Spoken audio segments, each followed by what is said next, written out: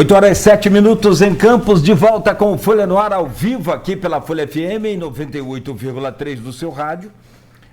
Também no Face, no YouTube, você confere este programa daqui a pouco em podcast. Logo mais tem reprise na Plena TV pelo aplicativo exclusivo da Folha. Vai lá na sua lojinha de app, baixe o nosso aplicativo pela Alexa, dê o comando, Alexa ouvir Folha FM. Onde você estiver, a gente vai estar junto com você aí com a melhor programação, claro.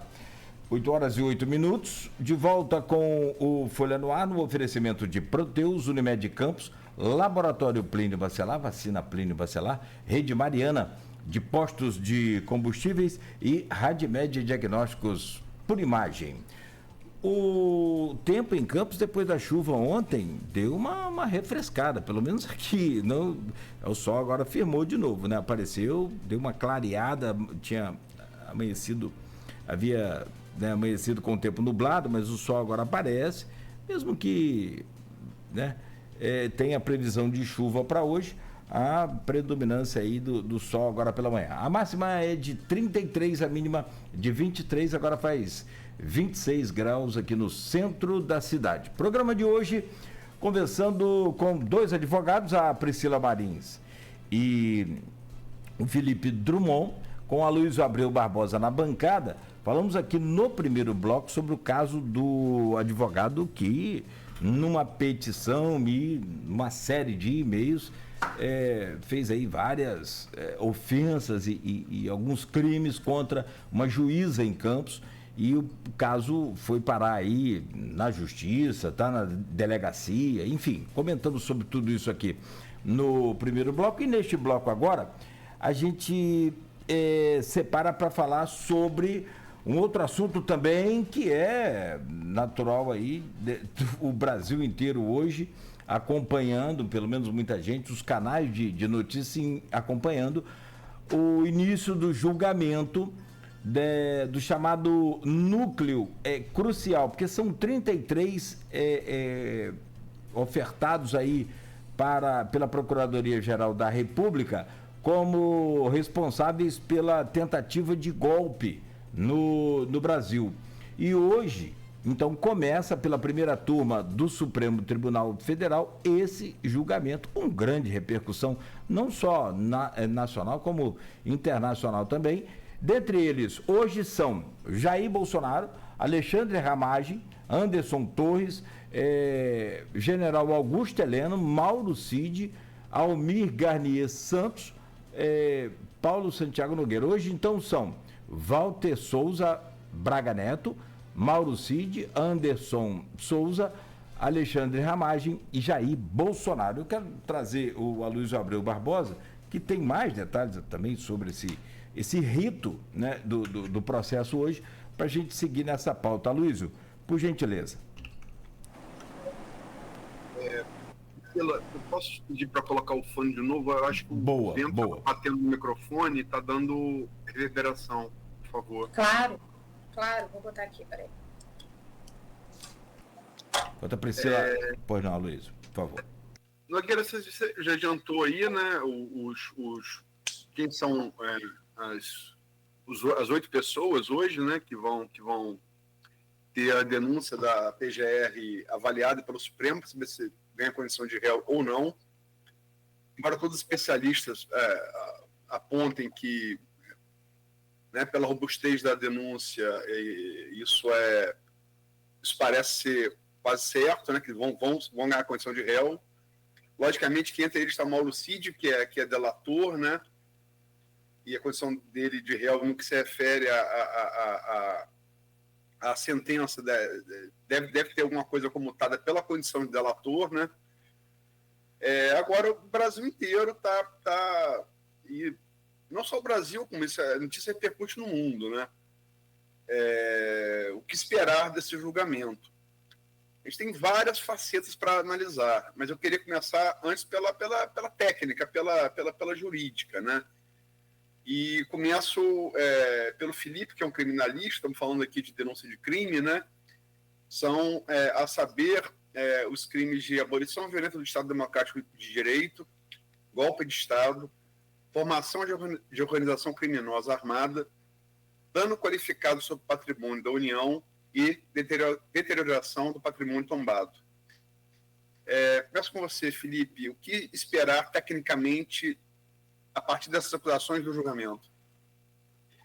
Aloysio, eu queria, se você me permite, porque eu acredito que nós vamos fazer diversos comentários aqui, tanto sobre explicando aqui como vai funcionar a questão procedimental desses julgamentos que começam daqui a pouco no Supremo, quanto também aqueles comentários críticos a respeito do que parece inadequado ou não nesse julgamento e em tudo que tem acontecido, na competência do Supremo, etc. Mas antes de entrar nisso, eu gostaria de apenas fazer uma ressalva aqui, porque a gente chegou numa época que a gente precisa falar o óbvio, e isso é bastante triste. Em razão, a doutora Priscila citou muito bem, quando falava lá da questão da polarização política e que as pessoas passaram a tentar neutralizar o outro, enfim. Desde que nós tivemos esse aprofundamento aí de polarização e um discurso de ódio muito grande, e nós tivemos aí uma elevação tanto das paixões políticas quanto dos discursos de ódio contra aqueles que não compartilham das mesmas preferências políticas, enfim. Então, eu estou fazendo só essa introdução para dizer o seguinte: todas as minhas considerações aqui, independente de quem poderá gostar delas ou não, são considerações eminentemente jurídicas, ou seja, daquilo que não necessariamente eu estarei certo, mas daquilo que eu acredito estar correto.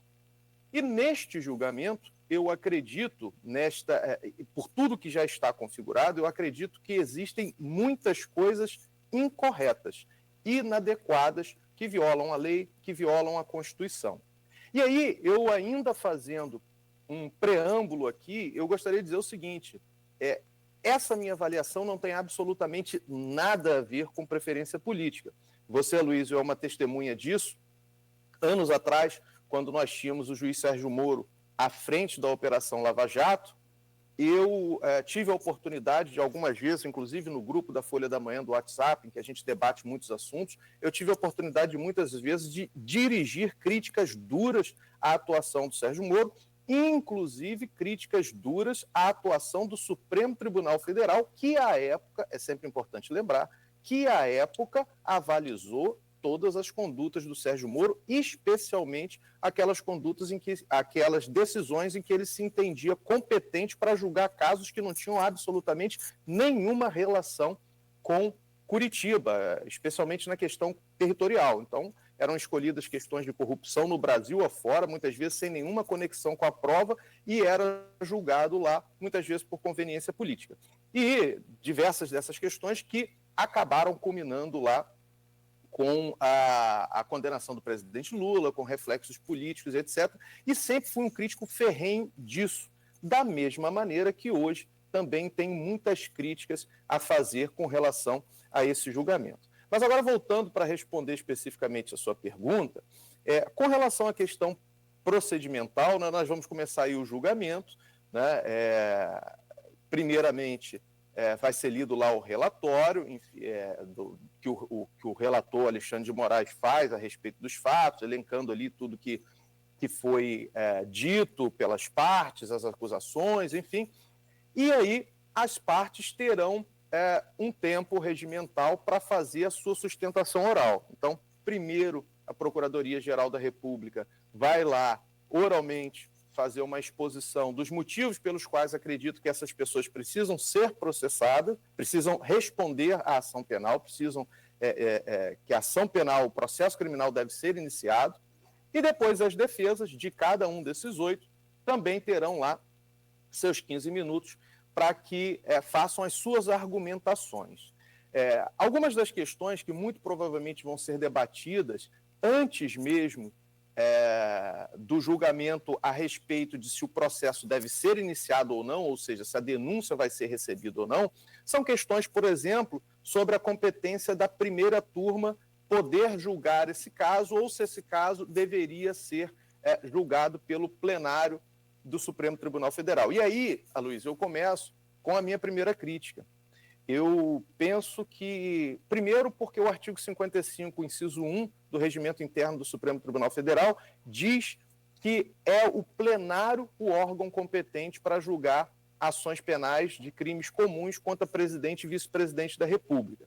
É bem verdade que o Bolsonaro não é presidente da República, já foi. Mas aí nós temos que aliar essa disposição do regimento interno com o entendimento recente agora, acho que de uma semana do STF, que diz que o STF é competente para julgar aquelas pessoas que têm foro por prerrogativa de função, que as pessoas popularmente conhecem como foro privilegiado, mesmo depois que essas pessoas saem do cargo. Né? Se o crime for cometido em razão do cargo, mesmo depois que elas saem do cargo, o STF diz que ele é competente. Então, portanto, juntando esse entendimento com essa disposição, me parece assim muito claro que a competência para julgar é do plenário e não da primeira turma.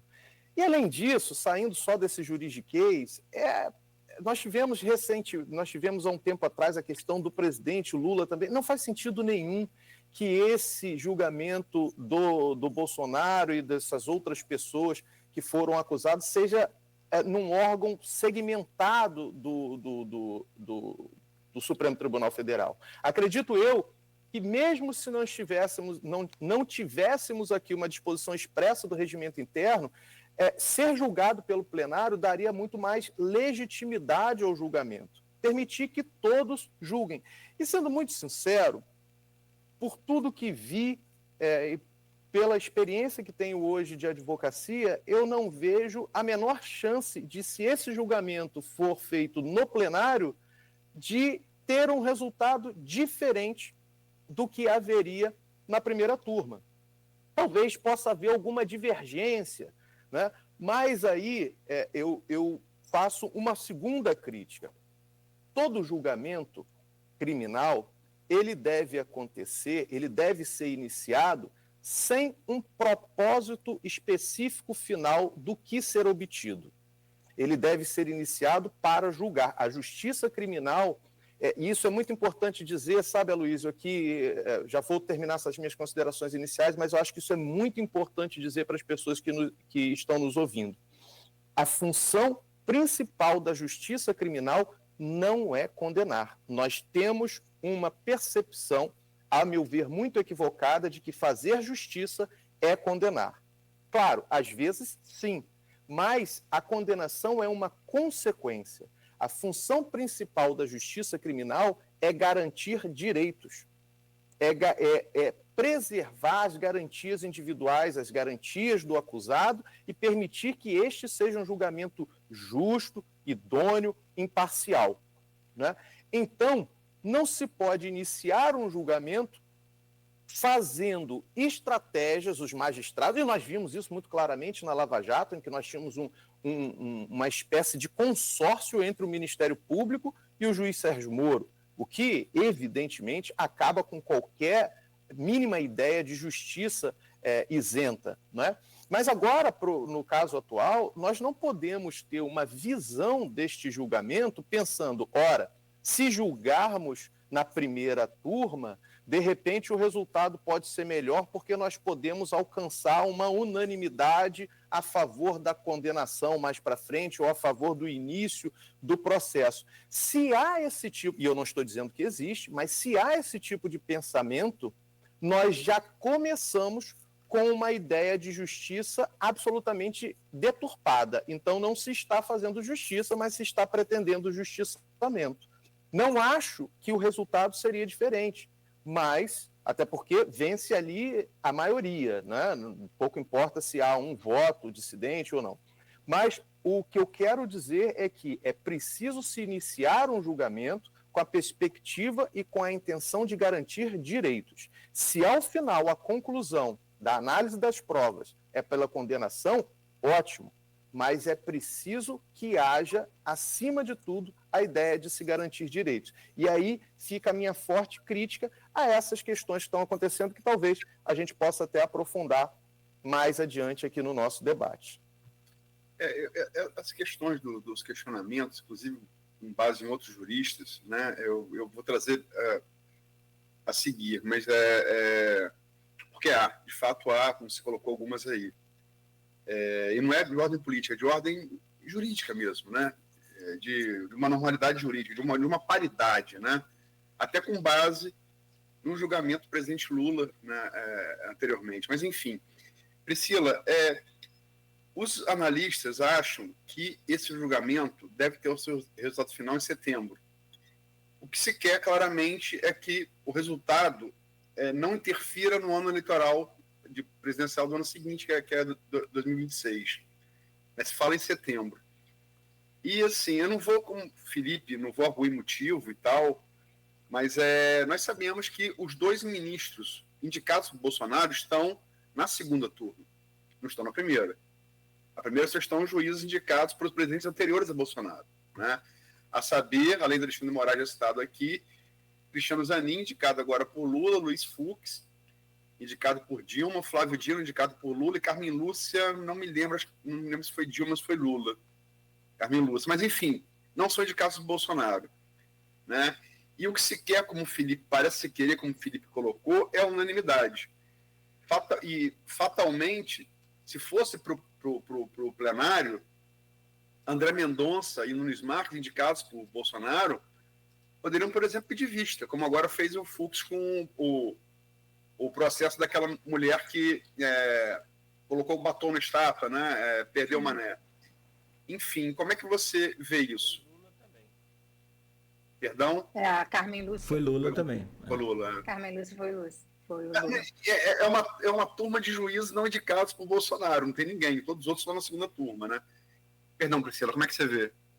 Então, eu queria, antes disso, corroborar com todas as afirmações feitas por doutor Felipe, porque é muito claro que a nossa posição aqui não é uma posição política para A ou B, é uma posição técnica, até porque nós somos guardiões da justiça, né? A nossa função é essencial ao exercício à justiça justamente por isso, porque o que a gente busca é a garantia de direitos.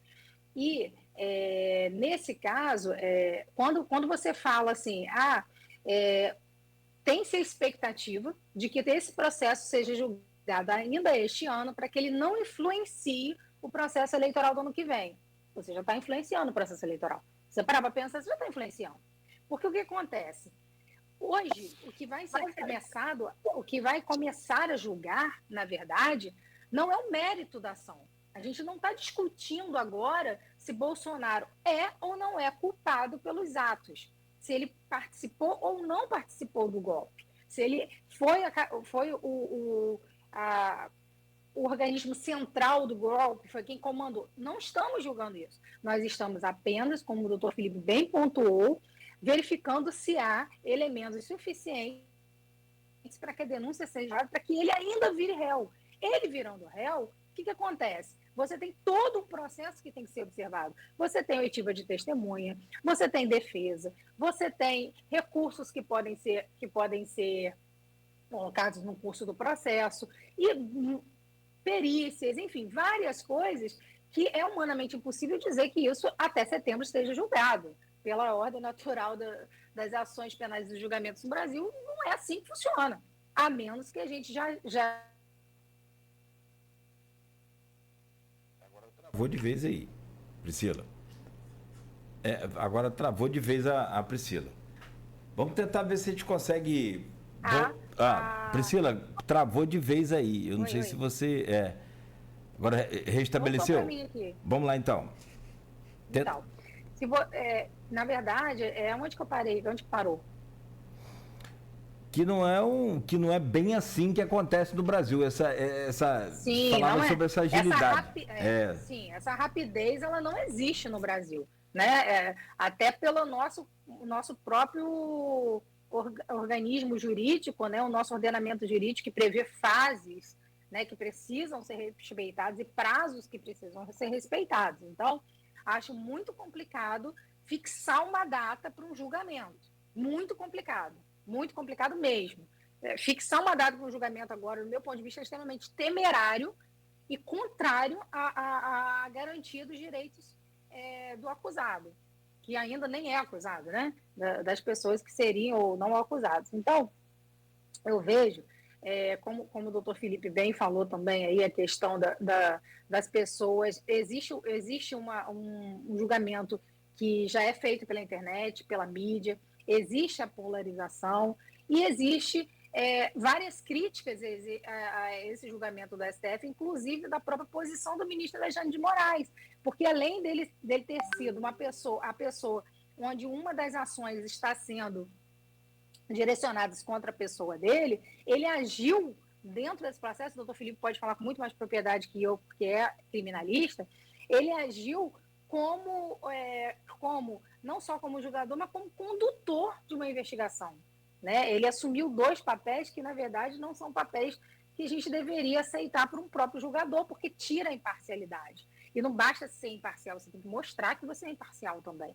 Né? Então, assim, eu vejo como muito temerária mesmo essa questão. Eu sou extremamente contra essa questão de que os fins justificam os meios. Isso foi muito utilizado na questão da Lava Jato. Né? Os fins justificam os meios. Se eu não fizer dessa forma, eu nunca acabo com a corrupção no Brasil. Deu no que deu, tudo anulado aí.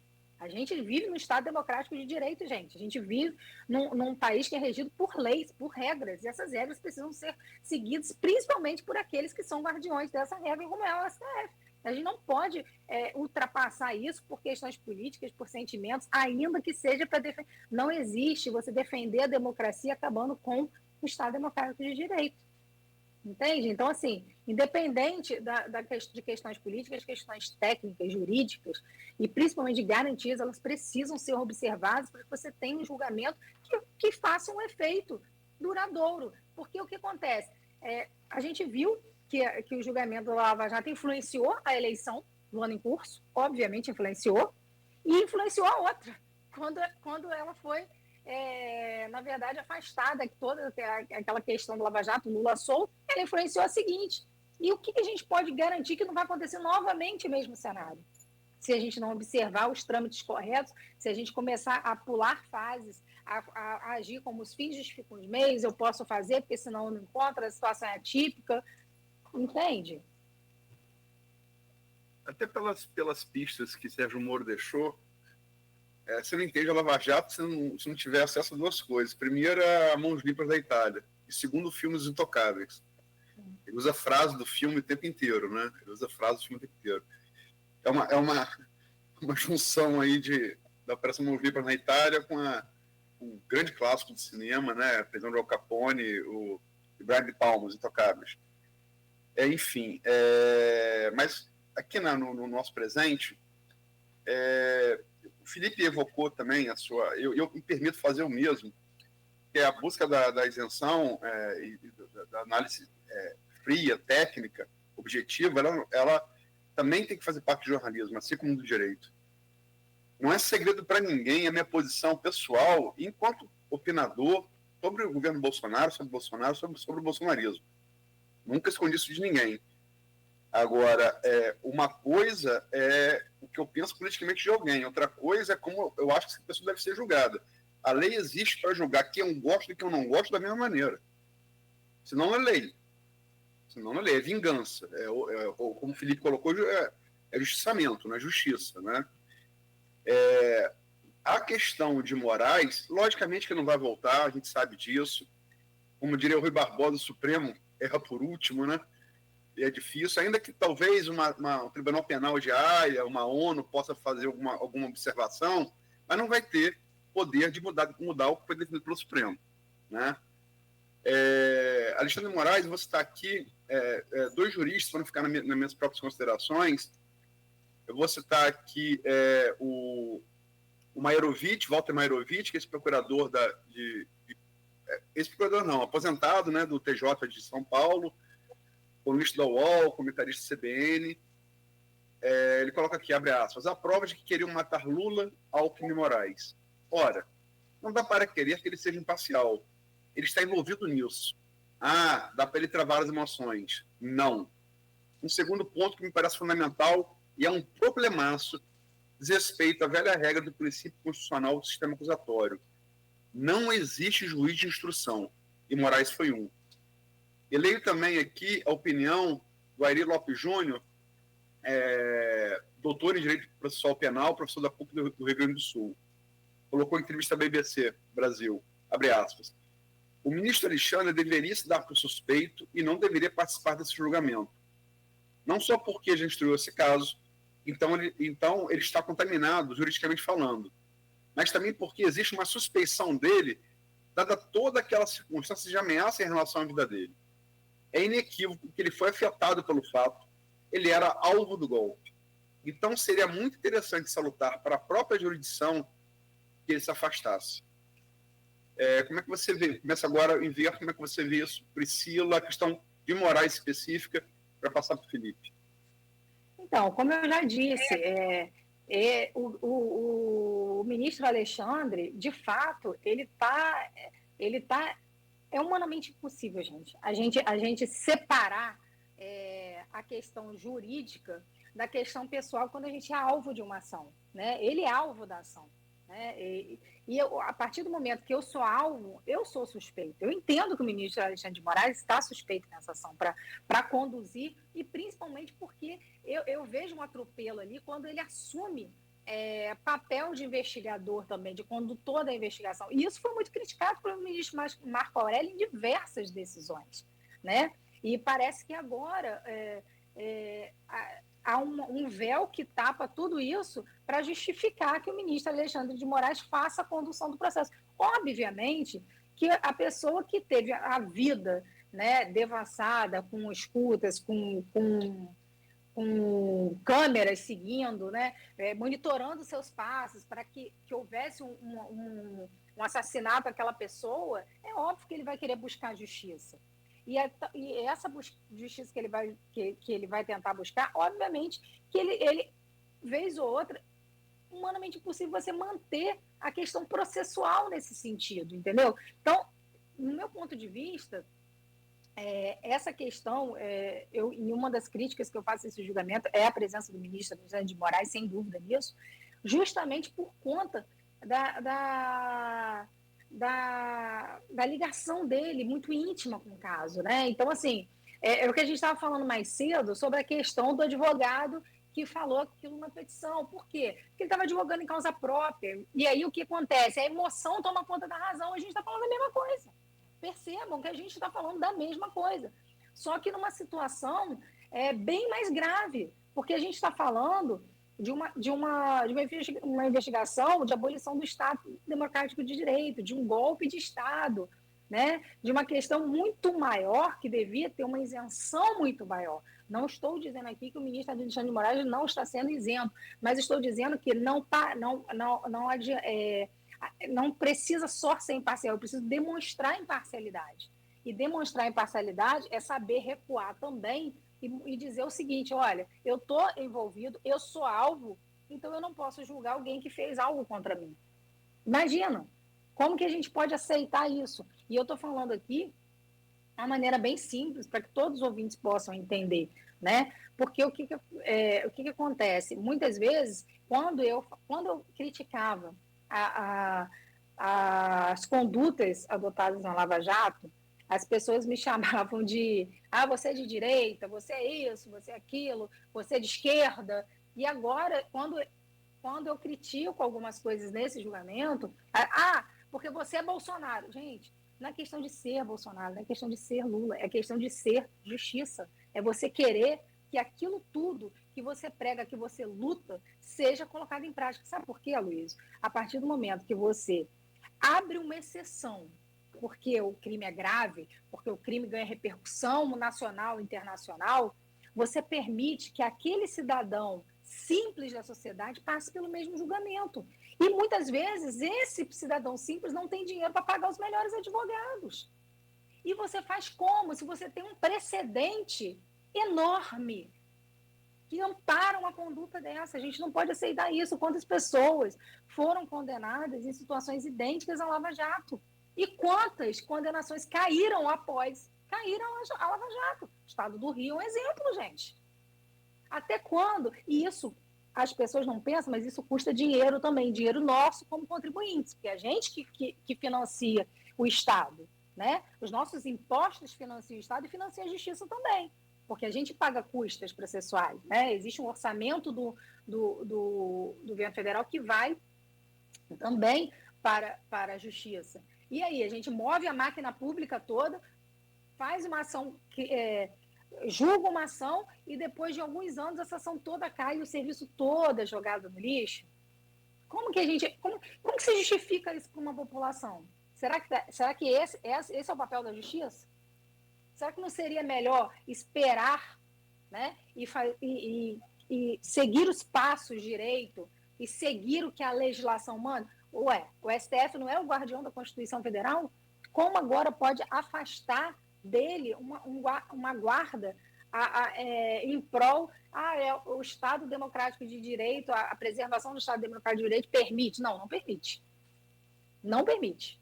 Porque o Estado Democrático de Direito é justamente a submissão a regras, a leis. Senão vira desordem. E o que a gente viu na Lava Jato foi uma desordem, e o que a gente pode ver daqui para frente é uma desordem também. Não sei se o doutor Felipe, de uma maneira mais técnica, né, porque por atuar na área, concorda comigo. A minha visão não é tão técnica como a do doutor Felipe, mas é uma visão de uma advogada que presencia o tempo todo os procedimentos serem jogados a largo para que se busque uma justiça que se sente como uma resposta à sociedade. Não é assim que as coisas devem ser seguidas, do meu ponto de vista.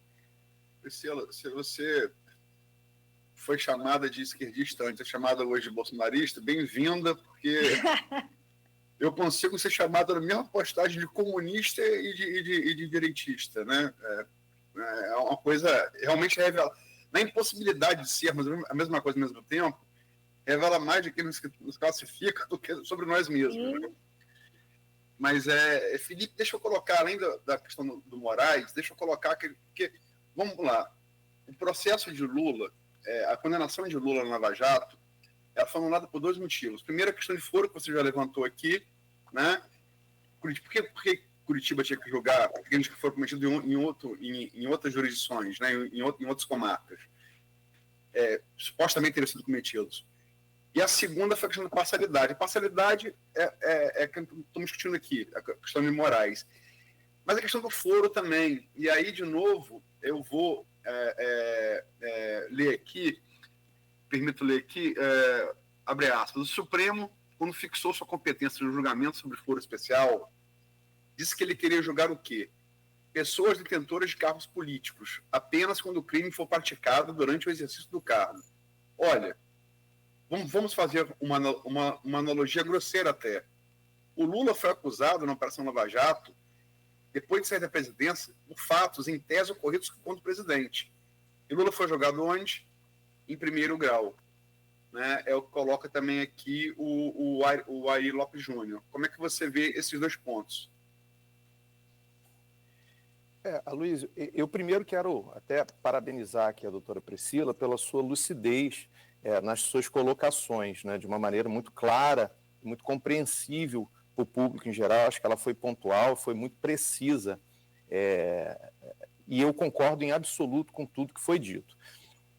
E para responder essa pergunta, Aloysio, eu começo seguindo o raciocínio da doutora Priscila em afirmar, inclusive, o seguinte, que é muito importante entender que forma no direito penal, no processo penal, forma é garantia. É difícil, às vezes, para as pessoas compreenderem isso em casa, acham que tem muitos direitos, que está dando direito demais, que isso inviabiliza a condenação, mas eu volto a dizer, o objetivo da justiça criminal não é condenar. A condenação é uma consequência se depois de tudo foi identificado que tem provas, depois de respeitados todos os direitos, né? Então, a gente vê uma das inconsistências desse julgamento, quando a gente, e é muito bom essa situação da gente poder comparar o que está acontecendo hoje no STF com o que aconteceu com o presidente Lula. Isso é muito bom até para trazer isenção para o nosso posicionamento, né? Porque nós não podemos ser críticos de um lado só. Infelizmente, isso tem acontecido com alguns juristas, o que me causa até uma certa tristeza, né? Porque a politização e a paixão política, ela tem influenciado até grandes nomes do direito, né? Veja você, nós temos tido essa discussão sobre essa questão da suspeição que você acabou de levantar, se o Moraes seria ou não seria isento para ser relator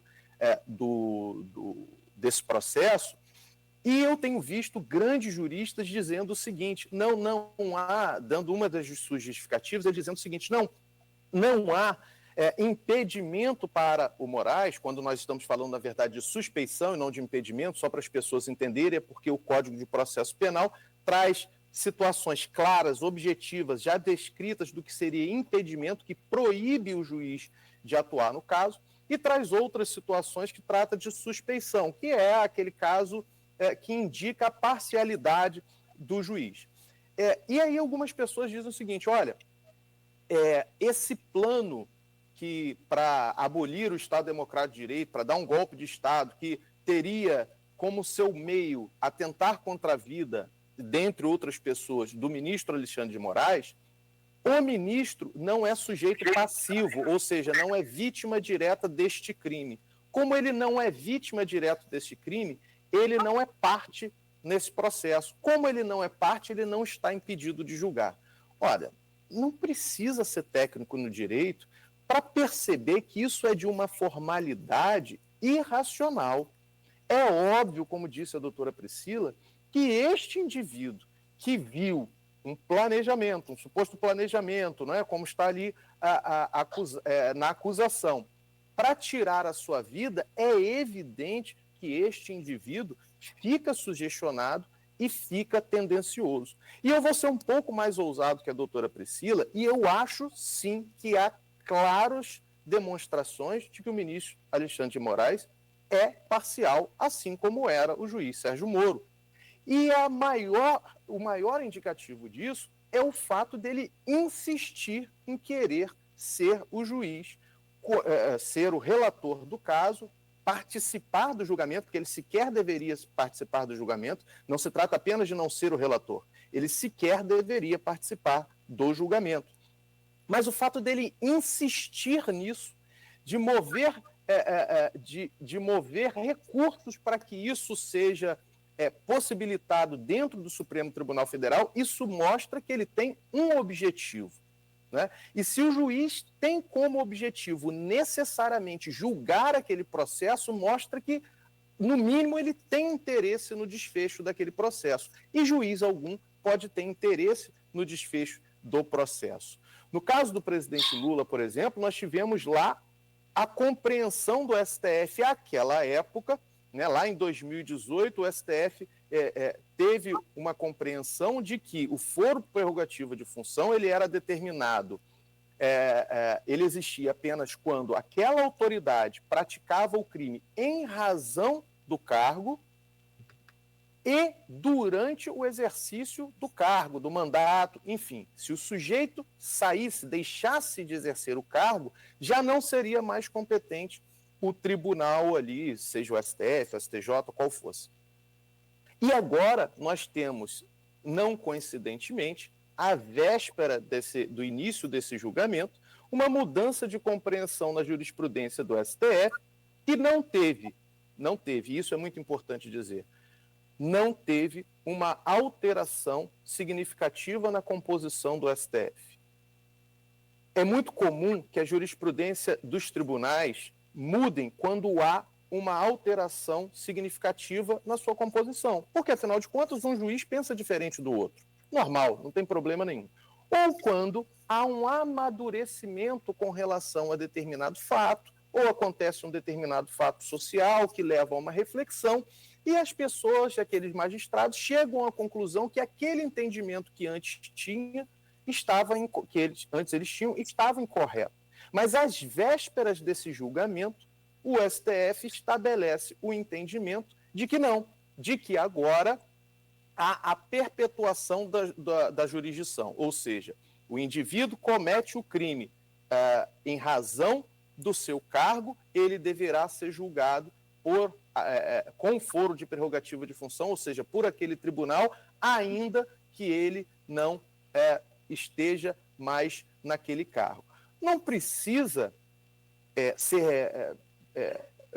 ter muita entrada no STF para se concluir que é óbvio que essa mudança de posicionamento teve um direcionamento claro, assim como houve naquela época um direcionamento claro para o presidente Lula naquele entendimento do STF de 2018, para permitir que ele fosse julgado pelo Sérgio Moro na Lava Jato. Então, esse fato está se repetindo agora. E é lamentável que a gente veja, parte a parte, pessoas que à época criticavam a Lava Jato, porque, de repente, tinham uma certa simpatia com o presidente Lula, hoje não criticarem com a mesma veemência e serem tolerantes com o que está acontecendo nesse momento. Da mesma maneira, pessoas que hoje acham um absurdo, uma ilegalidade o que está acontecendo no STF, mas que à época aplaudiam a Lava Jato e o Sérgio Moro como o paladino da justiça, o salvador da corrupção. Então isso me parece ser de uma grande hipocrisia, se me permite essa ousadia, com todo respeito, mas me parece não ser uma abordagem adequada e muito menos jurídica do caso. Porque nós sabemos, nós que somos do direito, que há uma prática muito problemática, inclusive no ato de julgar ou de atuar. E o professor Lênio Luiz Streck, que é um grande professor, um grande constitucionalista, e que escreve muito sobre teoria jurídica, teoria de decisão judicial e etc., ele diz que um dos grandes problemas do judiciário brasileiro é primeiro decidir e depois fundamentar a decisão. Então, o indivíduo primeiro decide e depois julga. E não é esse o caminho adequado.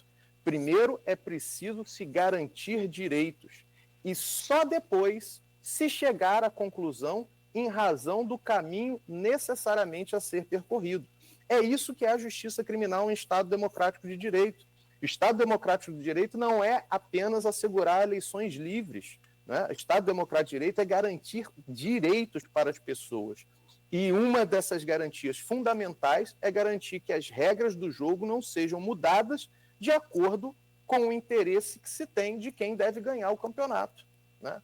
Então, eu acho que essa questão da suspeição é uma questão muito séria, é uma questão muito atentatória contra um julgamento isento e que, sinceramente, Aloysio, não modificaria absolutamente nada no resultado do atual STF com relação a esse julgamento. Não, na prática, a gente sabe que não mudaria, mas, ao menos, daria mais legitimidade ao julgamento que hoje vai ser iniciado. Para quem lê a denúncia do PGR, assim, eu queria falar para vocês, são 8h50, estamos caminhando para o final, vão muito além, as evidências vão muito além, pelo menos como colocadas ali na denúncia, muito além da delação do Mauro Cid, né? No entanto, eu tive essa impressão, e outros juristas que leram a denúncia também,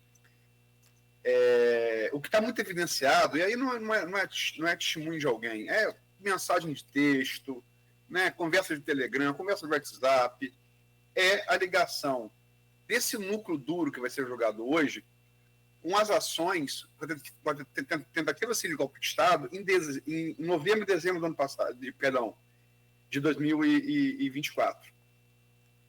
Essas ligações com o 8 de janeiro, não estou dizendo que não existam, mas me parece, olhando a denúncia, são mais circunstanciais. Elas não são materiais, elas são circunstanciais, né? E está tudo no mesmo pacote, né? Por exemplo, sobre a operação para supostamente tentar... Supostamente não, ela chegou aí a campo, como o Priscila colocou. Foi campanado o Moraes, né? Ela chegou para a rua, né? A ligação dela, Bolsonaro sabia disso, né? Me parece muito evidenciado, muito claro. Agora, não vi particularmente, e outros juristas também, esse nível de evidência material com 8 de janeiro. Na visão de vocês, isso é diferente? Não, porque qual a diferenciação deveria ser feita na denúncia e no julgamento? Começo agora pela Priscila. Então, Luiz, É o que a gente vem falando aqui. Esse processo está muito atropelado, né? Ele está com fases que foram atropeladas, com situações muito complicadas de numa só pessoa concentrar o investigador, julgador e vítima, que é a pessoa do ministro Alexandre de Moraes, e, além de tudo, uma denúncia muito focada, principalmente em relação ao 8 de janeiro, uma delação premiada extremamente questionada, como base na denúncia. Então, o que a gente tem em relação à participação do Bolsonaro no 8 de janeiro é como você disse, circunstancial, porque não existem provas materiais sobre isso. Existe, sim, a fala, né, numa delação premiada sobre isso. E, além de tudo, a gente não pode esquecer que, e a gente teve isso muito perto, né, eu ouvi de pessoas próximas a mim que o Lula não iria subir a rampa do Planalto. E quando eu perguntar por que eu estou fazendo a minha parte, eu estou financiando pessoas na frente do Exército numa clara tentativa de impulsionar o Exército, né, as Forças Armadas, a entrarem nessa questão do golpe. Né? O que é o golpe? O golpe é a ruptura, muitas vezes ilegítima, né, do poder, seja por meio da força ou não. A gente teve casos de golpe sem exercício da força. Neste caso aqui, que a gente está vendo hoje, que a gente está falando hoje, é uma coisa muito semelhante ao que aconteceu em 1930, né?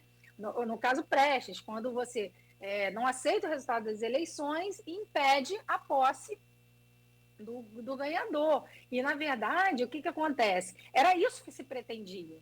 Né? Foi isso. Como isso não aconteceu, eu acredito que os partidários desse tipo de ação começaram a financiar para acabar tombando o regime já instituído. Né? Então, é muito difícil você dizer, sem uma prova cabal, que eu não vi, pelo menos na leitura eu não consegui encontrar, até porque também não é minha área, não, eu não sou criminalista, não faço direito penal, mas eu não consegui encontrar. Eu vi muito mais coisas, uma questão de justiça politizada do que uma justiça propriamente dita, na minha visão, tá? E como o doutor Felipe falou, essas mudanças na roupagem jurisprudencial neste momento, inclusive por um tribunal que não teve alteração da composição em si, ela também demonstra muito isso. Porque eu sou muito acostumada com mudança de jurisprudência, sabe, doutor Felipe, Luiz e Cláudio? Porque a minha área de atuação é direito eleitoral, e a corte eleitoral muda o tempo todo. As pessoas falam, muda de 2 em 2 anos. Não, muda o tempo todo, porque o mandato de 2 anos não acaba todos no mesmo dia, não. Então, praticamente de 6 meses você tem uma mudança. Então, você tem uma mudança jurisprudencial muito rotativa, o que não é o caso do STF. E o STF mudou do nada 2 semanas atrás. E a gente fica assim. E existem que não vai dar tempo da gente falar, mas existem outras críticas de julgamento, porque o próprio 8 de janeiro é uma ação fora do mandato. Ele já não estava no mandato. Ele já não era detentor de mandato. Então, será que esse crime poderia estar aí só por estar relacionado? É outra crítica que é muito feita, entendeu? Não sei se eu consegui responder bem o que você queria, mas eu entendo mais dessa forma. Eu não entendo que há Eu acho que juntar tudo é uma tentativa de aumentar a pena, né? Não é uma tentativa de julgar propriamente dito as ações que ali estão postas, do meu ponto de vista. E talvez eu passe para o Felipe também, porque o 8 de janeiro, a gente também já viu alguns juristas falando, para o entendimento político e popular, é mais fácil você linkar 8 de janeiro do que linkar ao Punhal Verde e Amarelo, por exemplo. A cara do golpe do imaginário popular é o 8 de janeiro. Sim. Felipe, por favor. Uma coisa assim é importante pontuar, né? A gente tem falado muito, as pessoas têm falado muito sobre a existência ou não de provas cabais sobre essa tentativa seja com relação à influência no 8 de janeiro, a organização do 8 de janeiro, ou a própria tentativa lá com os kits pretos, né? Acho que era esse o nome da tropa de elite lá, para tentar atacar alguns desses alvos, enfim. O primeiro ponto que a gente tem que só tecnicamente fazer uma distinção é o seguinte: nesta fase não há que se ter prova cabal de nada, né? Inclusive essa avaliação feita por muitos, nós já temos prova cabal disso, isso é uma antecipação de julgamento que não deveria acontecer. Agora, o que a lei exige é que tenha indícios mínimos de autoria, ou seja, que o sujeito seria o autor daquele crime que é atribuído a ele, e indícios mínimos de materialidade, ou seja, que aquele crime efetivamente aconteceu. Eu realmente tenho muitas críticas também a colocar nessa denúncia a questão da ligação com os atos de 8 de janeiro, especialmente pelo ex-presidente Bolsonaro e os outros tantos que ali estão. Né? Essas questões circunstanciais, talvez até por uma questão de estratégia, de cuidado e zelo com a investigação, deveria fazer com que a Procuradoria-Geral da República separasse esses fatos, né? Além, é claro, da questão da prerrogativa de foro, mas aí eles fazem a argumentação de que a prova de um fato está ligada ao outro, então haveria conexão e todos devem ser julgados juntos. Eu não acho que essa tenha sido a melhor técnica a ser adotada, né? Então, eu acho que com relação lá à mentoria do 8 de janeiro, seria preciso um pouco mais de investigação, pelo menos de acordo com aquilo que eu pude ter acesso. Agora, eu queria pontuar umas outras questões que, infelizmente, eu acho que, em razão da politização, porque esse julgamento se tornou um julgamento político, assim como foi a Lava Jato, mas eu tenho sentido falta de uma discussão efetivamente técnico-jurídica, especificamente com relação ao próprio direito penal. Porque quando a gente fala de abolição violenta de Estado Democrático de Direito, de golpe de Estado, a gente fala, quando a gente discute popularmente, da ideia histórica, social, da ideia percebida pelas pessoas do que seria o golpe de Estado, mas isso não necessariamente reflete o crime de golpe de Estado que está previsto no artigo 359-M do Código Penal, assim como o crime de abolição violenta de Estado Democrático de Direito previsto no artigo 359-L do Código Penal. Existem certos requisitos ali, como, por exemplo, o crime de abolição violenta do Estado Democrático é o que a gente chama de um crime de empreendimento. Não precisa abolir, basta tentar. Mas veja, é preciso que haja emprego de violência e grave ameaça. E essa discussão tem passado ao largo disso. As pessoas dizem que destruir, por exemplo, o STF é emprego de violência, ou seria emprego de grave ameaça. E aí acho que quem não é do direito penal vai conseguir compreender isso muito bem. O crime de dano é um crime, existe um crime no Código Penal chamado de dano. Quando você destrói uma coisa lá, é um crime de dano, né? O crime de dano nunca foi compreendido como um crime que usa violência, muito menos grave ameaça. Então, tanto assim que quando o Ministério Público oferece o acordo, que a gente chama de acordo de não persecução penal, para os crimes de dano, o Ministério Público pode oferecer. E a lei diz que em crimes praticados com violência não pode ser oferecido esse acordo. Então, veja, eu não estou querendo comparar o atentado dentro do STF com um mero crime de dano. O ponto não é esse. Mas veja, nós temos 2 pesos e 2 interpretações para o que seria uso de violência ao se praticar uma conduta criminosa. Entende? Eu não estou dizendo que o crime não aconteceu. O que eu estou dizendo é que essa discussão está passando ao largo por conta de uma argumentação de que aquilo foi muito grave, de que aquilo foi atentatório contra a democracia. Sim, de fato foi muito grave. É preciso julgar, é preciso ter rigor no julgamento, mas, acima de tudo, é preciso haver um rigor técnico. Não é possível que a gente continue como foi feito com o presidente Lula, que, repito, foi absolutamente injustiçado, não é possível que a gente continue usando a justiça criminal com finalidade político-eleitoreiras. Né? E eu não estou dizendo que esse julgamento contra Bolsonaro e os demais tem apenas finalidade política eleitoreira, mas a forma como está se encaminhando, evidentemente que tem influência política eleitoreira. Nós estamos passando ao largo do debate jurídico para fazer um debate político e social para atender a determinados objetivos. E isso eu acho que também é atentatório à democracia. Eu não acho que seja a maneira correta de se preservar a democracia. Então, esse eu acho que é um ponto que a gente precisa refletir. o Brasil ainda é muito imaturo com relação a essas questões. Isso acontece todos os dias, e como muito bem disse a doutora Priscila, ao se permitir que isso seja feito com os grandes, tentem imaginar o que acontece com os pés descalços, não é? Que não têm condições de contratar as grandes bancas da advocacia, que não vão para as principais páginas de jornais, de mídia, dos telejornais, que não saem na imprensa internacional. Então, quando se tem um preconceito, com determinado crime, quando se tem uma repulsa a determinada pessoa, pela razão que for, isso na justiça criminal é muito problemático.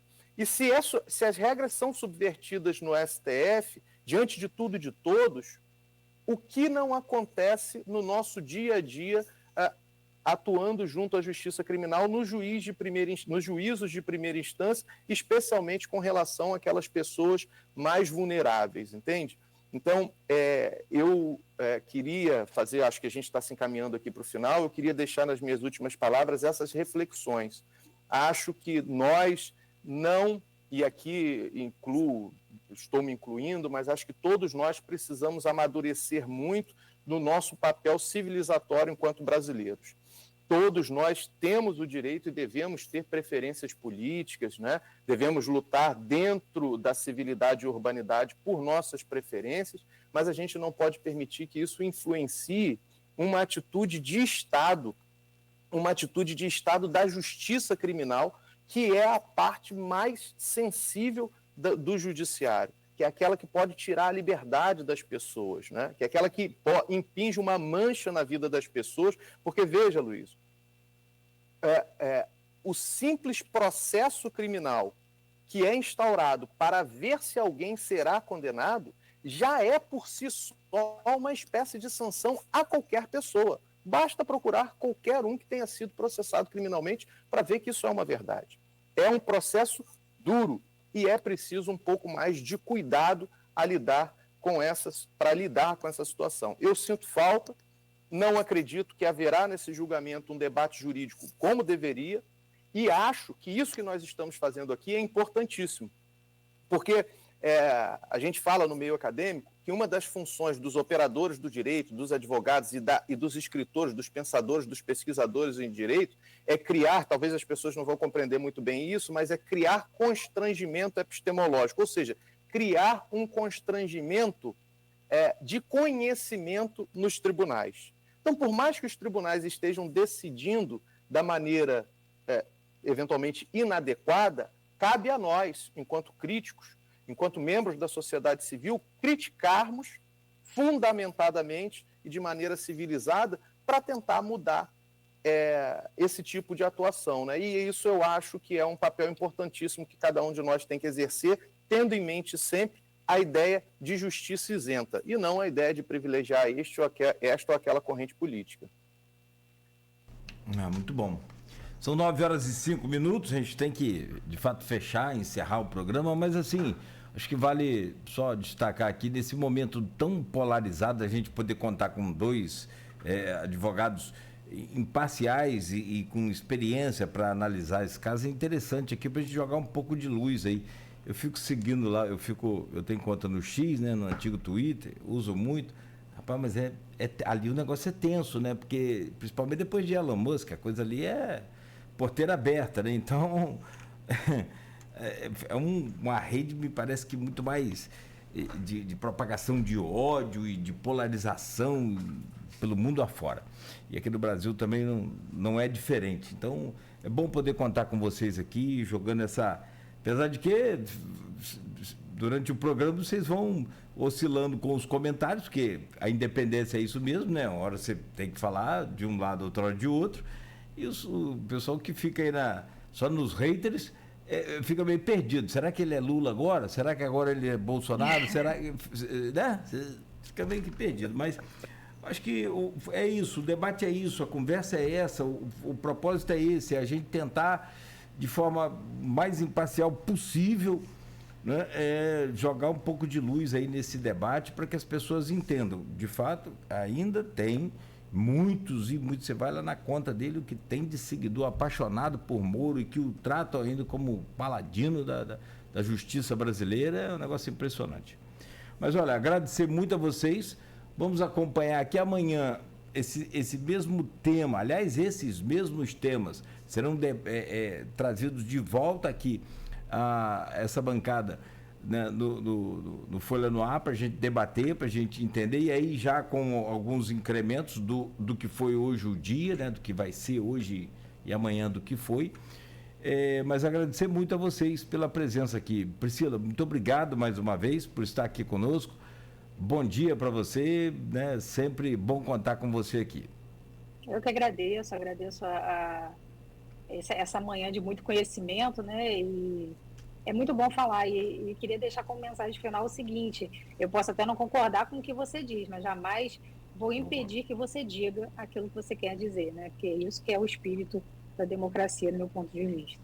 É isso aí. Vocês falaram também, o Brasil é muito imaturo, a gente é muito recente com essa democracia nossa, né? Então a gente precisa aprender a lidar com ela, e é isso aí. A democracia é assim, a gente tem que lutar, batalhar por ela a todo instante, a todo momento. É uma defesa dela, né, sem cessar.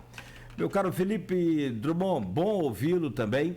Eu queria colocar uma coisa, essa questão de Alexandre de Moraes fazer parte do julgamento desse caso específico, ser o relator nesse caso específico que a gente trouxe aqui, debateu, esmiuçou bastante aqui, quase que assim, simplificando bem mesmo, é quase que você entregar o apito de uma partida de futebol ao presidente do time que está jogando. Eu não sei se pode... até posso ir mais longe um pouco, até comparando agora com esse caso recente, e tenho certeza que ela não faria isso, não é isso, é só um exemplo. A doutora Helenice julgar o caso do doutor Francisco lá, que não faz sentido. E é exatamente isso que o Moro fez, muito mais profundo que isso, e é isso que pode acontecer hoje com o Alexandre de Moraes.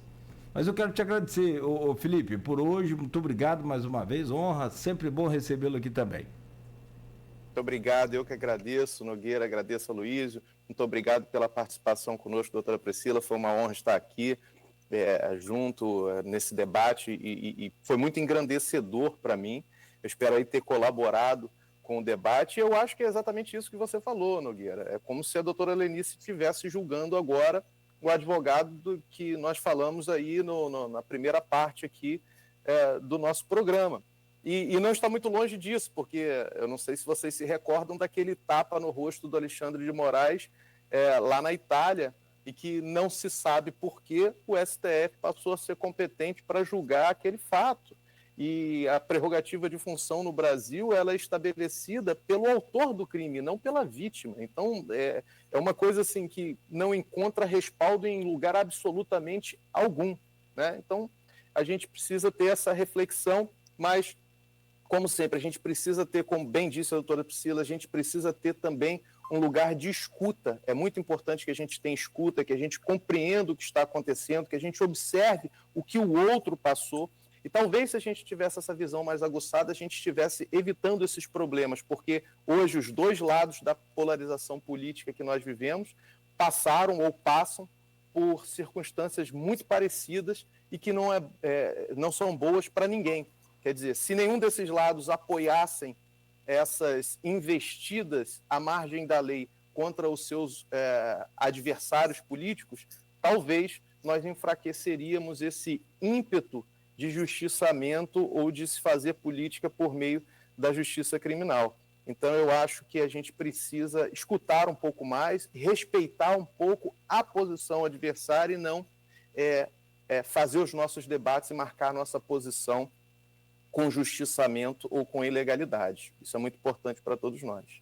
Perfeito, muito obrigado. E quem falou primeiro aqui foi a Luísio, então faço coro com ele. Não tem o que comemorar se você tem um governador de um estado preso. Você não tem o que comemorar se você tem um presidente da República preso. Então, são dias aí tristes que a gente tem passado e talvez pela frente também. Meu caro Aloysio Abreu Barbosa, obrigado por hoje também. Deixo você à vontade para fechar aí, se despedir dos nossos convidados e já anunciar nossos convidados de amanhã. O Jornal Folha Amanhã é bem cedo nas bancas, o impresso também. Então, muito obrigado por hoje, Aloysio.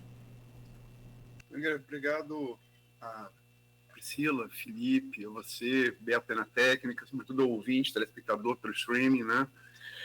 Amanhã, sim, vamos visar os temas de hoje, né, tanto em relação ao ataque racista do advogado contra os juízes de Campos, quanto ao julgamento de Bolsonaro e mais 7 acusados, né, que seria o núcleo duro aí de tentativa de golpe de Estado. Até porque essa primeira fase ela está programada para hoje, daqui a pouquinho, daqui a 18 minutos, 9h30, depois à tarde, e vai ser retomada na tarde de amanhã. Então, amanhã também nós temos o factual disso acontecendo, né? Vamos trazer aqui a advogada Sana Gimenez, que também é socióloga, e o advogado também é um criminalista, como o Felipe, o Alex Ribeiro Cabral.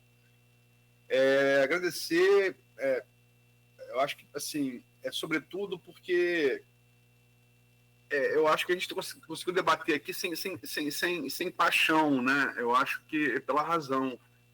Eu acho que isso é fundamental a qualquer decisão judicial, né? Se balizar pela razão, não pela emoção. Porque não só o próprio Alexandre Moraes, como o Felipe citou o caso do Tapa, me parece que o próprio STF, a Constituição, está se julgando agredido, está reagindo, né? Isso é complicado. Enfim, eu acho que a analogia final, Nogueira, foi brilhante. O que Moro fez com Lula, e que talvez Moraes queira fazer agora com o Bolsonaro, é como se Lenice quisesse julgar, né, o seu ofensor, né? E a prova maior, de novo outro exemplo feminino, uma prova maior de isenção dela, é que foi no momento que ela tomou conhecimento daquela petição, ela se julgou suspeita, o caso foi para a quarta vara, Cajueiro. Essa deveria ser a posição de Moro, essa deveria ser a posição de Moraes, no meu modesto entender de leigo, né? Acho que é um exemplo a ser seguido, né? E aí, a primeira instância, esperar a última, não o contrário, mas enfim. Não parece que vai ser assim que vai ser. E o pior, quem crê, como eu creio, em evidências insofismáveis da participação de Bolsonaro, da culpabilidade dele, não precisava disso. Desnecessário. Exatamente. Já foi colocado aqui, né, e daria total credibilidade ao que seria, né, normal. Bom, vamos aguardar. Gente, são 9h15. Obrigado a todos. Aloysio, amanhã cedo tem jornal Folha impresso aí nas bancas, né? Folha da Manhã, ok? E a você de casa que nos acompanhou até aqui, a você do carro, da onde você estiver, nos acompanhou pelas redes sociais, pelo rádio, obrigado. A gente volta amanhã às 7h no oferecimento de Proteus, Unimed Campos, Laboratório Plínio Bacelar, Vacina Plínio Bacelar, Rede Mariana de Postos de Combustíveis e Radmed Diagnósticos por Imagem. A gente segue agora com música e informação aqui na Folha FM. Está sendo implantado na Radmed o Gênios Mammografiologic, o maior avanço na detecção do câncer de mama. Você já pode agendar